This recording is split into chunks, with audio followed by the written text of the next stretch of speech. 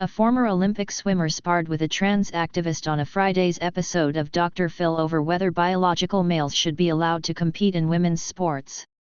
Lawyer and former Olympian Nancy Hogshead-Mocker warned, "There's no training, no coach, that's gonna outrun biology."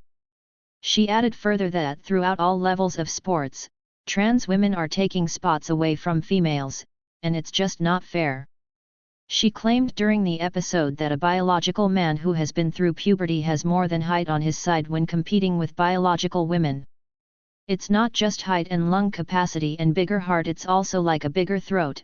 I mean, that was the first time ever that I felt jealous of men," Hogshead-Mocker said, and adding that during swimming one needs to take quick breaths while above water to gather more oxygen. "To have a 40% bigger throat, to me it would have been amazing." Demonstrators listened to the speaking program during an Our Bodies, Our Sports rally for the 50th anniversary of Title IX at Freedom Plaza on June 23, 2022 in Washington, D.C. Photo by Anna Moneymaker/Getty Images. ESPN largely ignores controversy surrounding transgender swimmer Leah Thomas. She also discussed with Dr. Phil how she had competed against women from East Germany, who infamously used performance-boosting drugs to the point they had to shave. Hogshead-Mocker warned women who were artificially aided by added testosterone were never competitive against men. Transgender advocate, Lane Ingram, pushed back against Hogshead-Mocker's stance that men have a uniform advantage over women. "We can't come out and overgeneralize and say T affects everything, and scientifically there is no evidence that says that, because of testosterone level, that trans women have an inherent competitive advantage," Ingram said. Hogshead-Mocker stood her ground. Dr. Phil has taken on some of America's most controversial topics in recent weeks. CBS. Michael Phelps says controversy surrounding Leah Thomas is very complicated, calls for level playing field.